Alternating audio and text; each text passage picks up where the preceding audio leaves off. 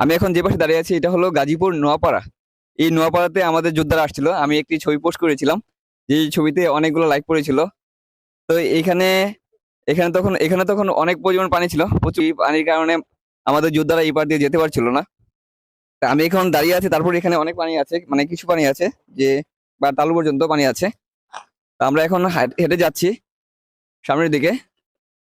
আপনারা দেখুন এই পাশটিতে কচুরিপানা, এই পাশে আপনার দুই পাশেই দুই পাশেই আপনার প্রচুর পানি ছিল। এই যে দেখতে পাচ্ছেন মডেল মসজিদ দেখা যাচ্ছে, ব্রাকের কমপ্লেক্স দেখা যাচ্ছে। এই পাশে দিয়ে আমরা হেঁটে আপনাদের প্রফেসর বাড়ির দিকে যাচ্ছি, যে বাড়িতে গিয়ে আমাদের আমাদের এই যোদ্ধারা ত্রাণ দিয়েছিল এবং তাদের দুঃখ কষ্টের কথা শুনেছিল। আমরা আজকে যাচ্ছি যে তারা এখন কেমন আছে সেই পরিবেশটা আসলে পর্যবেক্ষণ করার জন্য।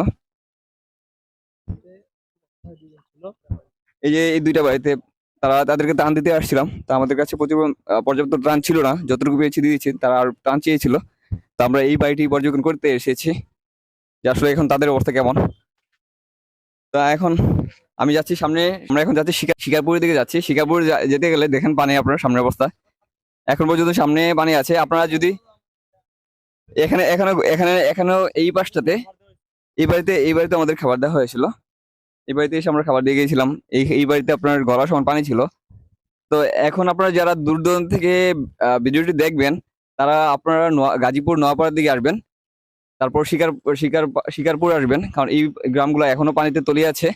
আপনারা যদি ত্রাণ আসলে সঠিক জায়গাতে পৌঁছাতে যান, তাহলে এই জায়গাগুলোতে দিবেন, তাহলে সহজেই মানুষের দ্বারপ্রান্তে পৌঁছাতে পারবেন।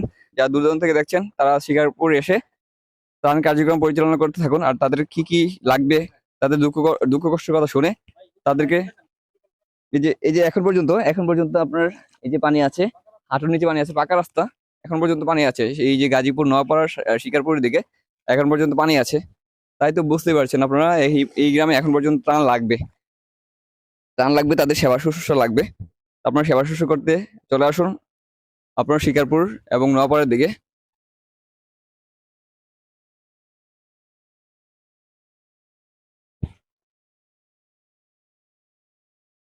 তা আমরা এখন শিকারপুরের দিকে হাঁটছি, আমাদের টিমও আমার সাথে সাথে হাঁটছে।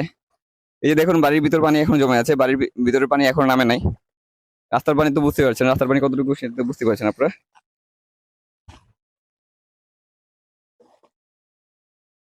আসলে শিকারপুর যাওয়াটা এখন অনেকটা কষ্ট। আপনাদেরকে কমর সমান পানি ভেঙে যেতে হবে। আগে যেমন কমর সমান পানি ভেঙে গিয়েছিলেন, এখন ওই পাশে গেলে পানি ভেঙে যেতে হবে। আমি কাকার পাশে দাঁড়িয়ে আছি, কাকার কাছে জানতে চাইবো যে আসলে এই শিকারপুর, তারপর হলো নোয়াগা, ওই মানে বুড়িচং এ কত বছর পর মনে দেখতে পেয়েছেন? 130 বছর পর আমরা পানি দেখছি, 130 বছর 130 বছর পর, মানে আপনি আবার আপনার বাবার কাছ থেকে শুনেছেন? বাবার কাছে শুনছি। এই যে কাকা বাবার কাছ থেকে শুনেছে এবং উনিও দেখেছে যে ওনার বয়স পর্যন্ত উনি, আমার বয়স কত, 67 বছর বয়স। কাকার বয়স 66 বছর বয়সে উনি পানি দেখে নাই। ওনার বাবার মুখ থেকেও শুনেছে যে তার বাবাও পানি পানি দেখে 30 বছর যাবত এই বুড়িচং থানাতে পানি আসে না। কিন্তু এখন এই 130 বছর পর এই বন্যার পানি, আর এই বন্যার পানি থাকার কারণে তারা পূর্ব প্রস্তুতি নিতে পারে নাই। কারণ এখানে 130 বছর পর্যন্ত যেহেতু বন্যা হয় নাই, তাই স্পিড বোট, ট্রলার, নৌকা এগুলোর কোনো ব্যবস্থা ছিল না। তাই খুব কষ্টে মানুষ দিন যাপন করতে হয়েছে। তাই এই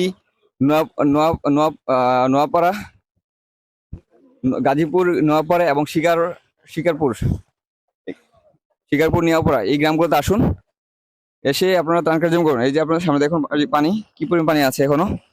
তা আপনারা যারা ত্রাণ দিবেন তারা এই পাশে আসুন। এই যে বাড়ির ভিতরে এখন পানি আছে।